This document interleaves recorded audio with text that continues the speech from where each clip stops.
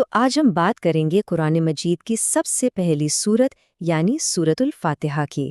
اس کا مطلب ہے کھولنے والی۔ چلیں اس کی گہرائی کو سمجھنے کی کوشش کرتے ہیں۔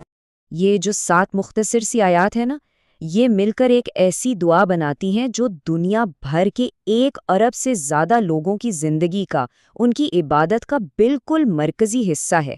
ایک ایسی دعا جو ہر روز بار بار دہرائی جاتی ہے۔ تو سوال یہ پیدا ہوتا ہے کہ آخر ان آیات میں کہانی کیا ہے، یہ ہمیں بتاتی کیا ہیں؟ اس سفر میں ہم یہی سمجھنے کی کوشش کریں گے کہ ان 7 آیتوں کے پیچھے کا پورا بیانیہ کیا ہے۔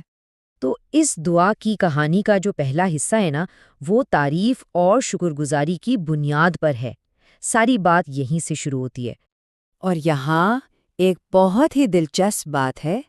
دیکھیں، یہ دعا کچھ مانگنے سے شروع نہیں ہوتی، نہیں، بلکہ یہ تو شروع ہی تعریف کے ایک بھرپور اعلان سے ہوتی ہے۔ یہی وہ چیز ہے جو ایک تعلق کی بنیاد رکھتی ہے، یعنی پہلے پہچاننا اور پھر شکر ادا کرنا۔ اچھا، رب العالمین کا مطلب کیا ہے؟ تمام جہانوں کا رب۔ اور اس کا مطلب صرف ہماری یہ زمین یا ہماری دنیا نہیں ہے، بلکہ وجود کی ہر سطح، وہ دنیا جو ہمیں نظر آتی ہے اور وہ بھی جو نظر نہیں آتی، سب کچھ۔ یہ صرف ایک سیارے یا ایک مخلوق کی بات نہیں ہو رہی، بلکہ ہر چیز کی بات ہو رہی ہے۔ چلیں اب آگے بڑھتے ہیں اور دیکھتے ہیں کہ اللہ کی کن صفات کا ذکر ہے جو تعریف کی اس بنیاد کو اور بھی پکا کرتی ہیں۔ تعریف کے بعد جو اگلی صفات بیان کی گئی ہیں وہ ہے الرحمن، الرحیم، اور یہ دونوں ہی رحمت سے جڑی ہیں۔ اب یہاں زبان کی ایک بڑی زبردست باریکی ہے۔ یہ دونوں لفظ الرحمن اور الرحیم ایک ہی جڑ سے نکلے ہیں، لیکن ان کے مطلب میں گہرا فرق ہے۔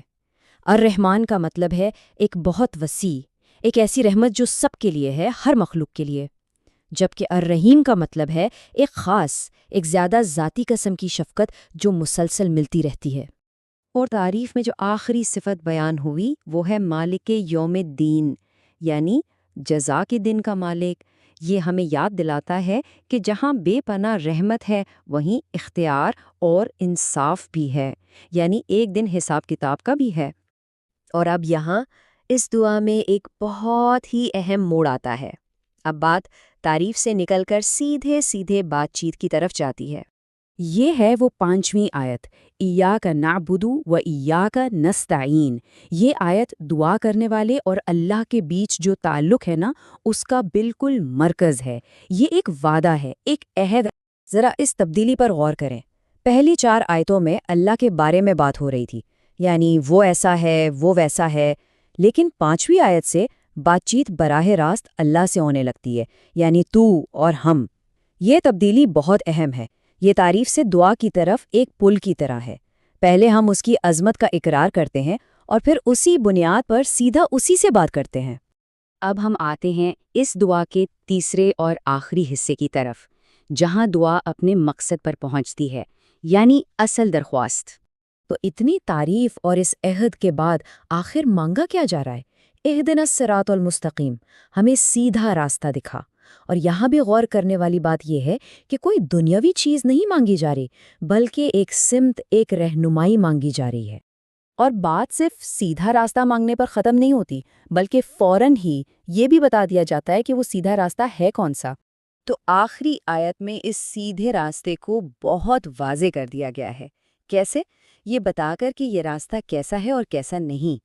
یہ راستہ ہے ان لوگوں کا جن پر انعام ہوا، اور یہ ان لوگوں کا راستہ نہیں ہے جن پر غضب ہوا یا جو بھٹک گئے۔ تو ایک اچھی مثال بھی دے دی گئی اور 2 بری مثالوں سے بھی بچنے کو کہہ دیا گیا۔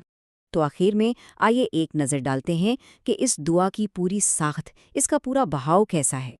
تو اس دعا کا سفر شروع ہوتا ہے تعظیم اور تعریف سے، پھر یہ ایک تعلق کا اعلان کرتا ہے، ایک وعدہ، اور آخر میں جا کر ایک بہت گہری درخواست کی جاتی ہے۔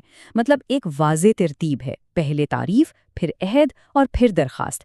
یہ بات چیت کا ایک بہترین طریقہ بھی ہے کہ پہلے تعلق بناؤ اور پھر اپنی ضرورت بتاؤ۔ تو آخر میں ایک سوال پر بات ختم کرتے ہیں۔ کیا یہ گہری بات نہیں کہ ایک اتنی بنیادی دعا میں جو سب سے بڑی چیز مانگی جا رہی ہے وہ کوئی دنیاوی چیز نہیں، بلکہ ایک صحیح سمت، ایک سیدھا راستہ ہے؟